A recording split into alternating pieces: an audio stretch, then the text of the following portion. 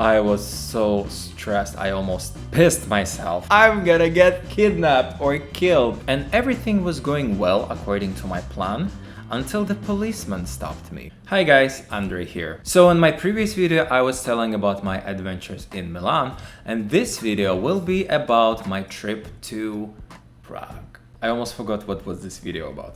So to sum up my experience in Prague, it was amazing. To be honest, I wasn't even planning to go there. I was just planning my way back home, and I was purchasing this one-way tickets, and then I saw that there is a very cheap flight to Prague, and I was like, I've never been to Prague and I've heard a lot of good feedback about it, so I should definitely go. In general, I had something like 3 days and I wasn't expecting much. To be honest, I wasn't expecting anything at all. Because, as I said, I never planned my trip, so I just go to a place and then I figure out what I'm gonna do there. So upon my arrival, I was riding this bike and I was just seeing all of the buildings that I was passing by, and I was like, damn, what is this place? I wasn't impressed at all because it gave me a very post-Soviet Union country, and only then when I arrived to the center, I was climbing the stairs up from the subway. And the first thing I saw was the National Museum, and oh my god. I was like, okay, now we're talking. So I was walking towards my hotel and trying to figure out how to get there. I had to take like 3 transports to get there. This doesn't look as close as when I was looking on the map. Anyway, I arrived there and the only thing that I saw there was my hotel. I couldn't figure out how to get to my room, so I was approaching this woman and she didn't speak English. And then she says, говоришь по-русски? Oh my god, this was unexpected for sure. We spoke in Russian, she explained me everything. After chilling in my hotel, I went to the city center to explore the city, obviously. I just could not stop wondering what an amazing buildings and architecture is in Prague. I mean, come on. It very much reminded me of an old town in Riga. Wherever you would go, which street you would just cross, you will see amazing buildings everywhere. It's like endless old town area. I was impressed. I never saw Bolt bikes before. I mean, we have Bolt scooters, but I saw the Bolt bike and I was like, I need to try it. The price was the same as for the scooters, and I think it's the same even as we have here in Latvia. The experience on the bike felt really amazing because you're just riding it and then it helps you to go further, and you can actually reach a very fast speed in a very short time. So if you ever come across those, definitely try them out. I was walking down the streets and I saw a cannabis shop and I was like, okay, I've heard something that weed here is like legal or something. I went inside and I bought these like cookies with cannabis and then some kind of beer, and I was like, oh yeah, now we're talking. Turn out it's a ripoff for tourists and you feel nothing like high when you try these. Plus they taste really disgusting, they are expensive, so if you are in Prague, don't buy anything in cannabis shop.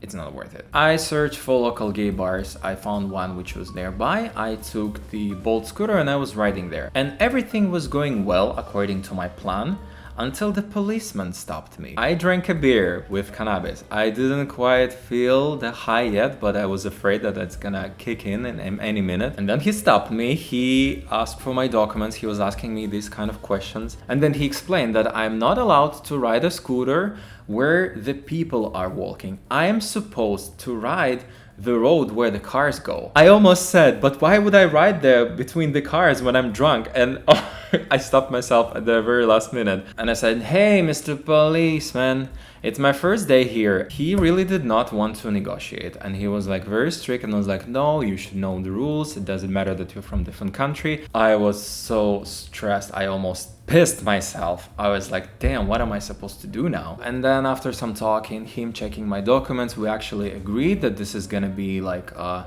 written warning or something. And then it's like, yeah, you can still, you can take a scooter and just ride where the cars are. And I'm like, you know what? I'm okay, I'm just gonna walk. I mean, so much for the first day in Prague. I did check the gay bar where I wanted to go. There wasn't a lot of people out there, so I actually came back to my hotel and then met a very cute guy, actually.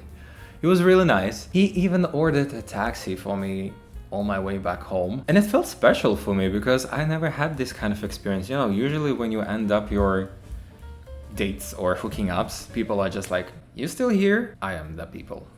I'm usually like that. Anyway, on my next day, I continued to look what can I see in the Prague, and oh my god, I went to this amazing castle. It looked amazing from the outside and from the inside. It kind of sounds like a sexual joke in here. The castle is spectacular. You also climb very high and you can see all of the Prague in there. In the meantime, I was on my grinder as always. I spoke to this guy who was living nearby and I was going to his place, and upon my way to his house, I saw a swimming pool and I was like, damn, I should definitely go there. When I arrived to the place, the guy couldn't speak English. We did chat in English. Maybe he was using Google Translator or something, so when we arrived, we could barely speak. And then he tried to speak to me in Czech. I was replying in Russian, and somehow we totally understood each other. Clearly some words I still did not get, but I did get the idea, and we actually even discussed like political stuff, what happening in Ukraine, and then some other topics, and I was like amazed, how is this even real? I then suggested to go to the swimming pool, which was nearby. The only problem is I did not have anything for a swimming pool. I did not have a towel, I didn't have my swimming shorts, like nothing. So I just went there in my underwear, and everyone was looking at me like I'm a weirdo. But I mean, that swimming pool was really tempting. It was very hot weather, so swimming in some very nice water under the sun, and then there was like a bar, and then also there's like a water slide that you can go down. And then comes the best part. Hey, my mother is actually having like a house outside of the city, and she is having all of this weed growing up in her backyard, so she always gives me some, and would you like to try it? And I was like, hell yeah, of course. It was definitely amazing. Fuck. I sound like a crackhead or something. My god. The stuff was good. Yeah, the stuff was definitely good. And then he also said that there's a very nice view nearby. So we went through the forest, we climbed on some kind of like hill, and there was also a view on the whole city, and we were just sitting there smoking the stuff. These are the moments when you appreciate you being alive so much. I was very determined to go out that night, and that's why I had to leave this guy. And I went down on this funicular. I'm not sure how is it called correctly. I met some cool guys from France, and we were just talking, having a laughter. I realized how high I am actually. And I saw a piano. I saw a piano on a train station where I had to go, and I just sat there, and I think I spent like 30 minutes or something trying to play and trying to remember something, but I was doing my best. I was definitely trying my best. And so I did go out. I finally went to a cool gay bar. I think it was called Friends or something like that, and there was a karaoke night, and I was like, oh, thank God, finally I can have some fun. I requested a song of Adele, Rolling in the Deep, and when it was my turn, I was kind of nervous because I was still a bit high. I also got drunk a bit. I was alone in a foreign country, and now I was like doing karaoke. But when I started to sing, I just got all of my confidence back, and I performed like never before.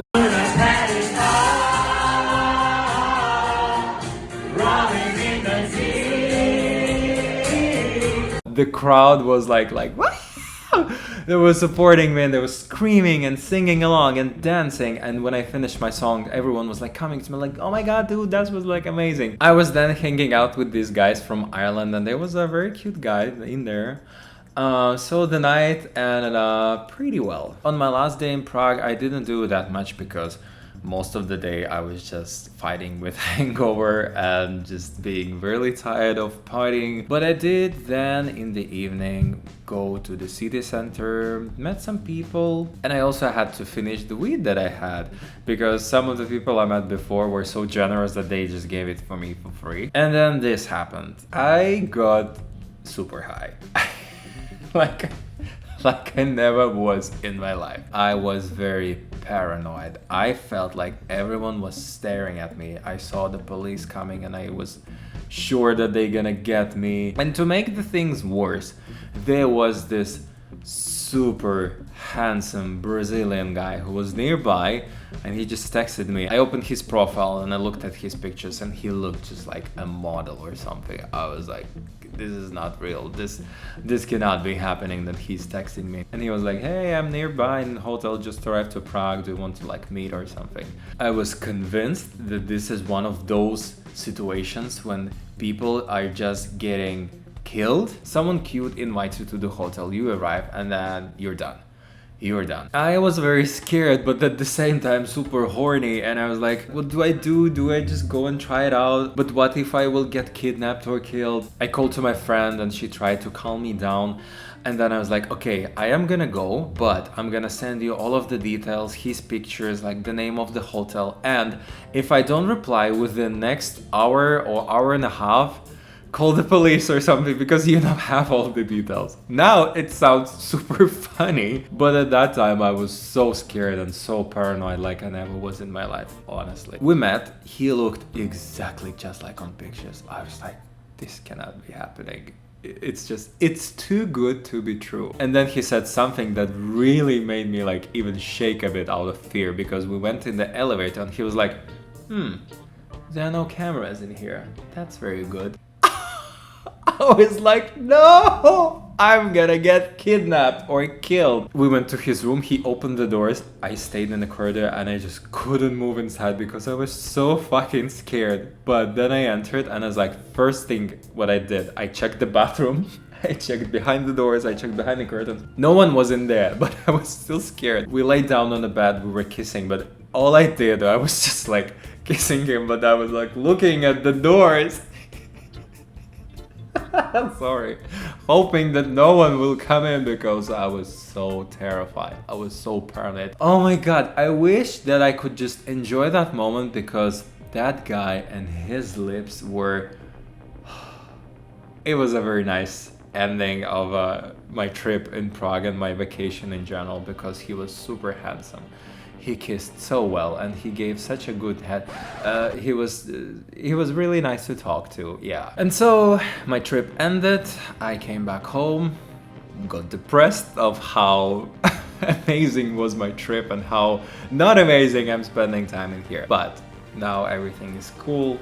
Summer is here, I am doing these videos and I hope that you are enjoying them as much as I enjoy making them for you guys. I would love to hear some of your feedback. What did you like about my story? What upcoming videos should I make about which topics? I'm very open for your suggestions and recommendations. So yeah, thank you and see ya!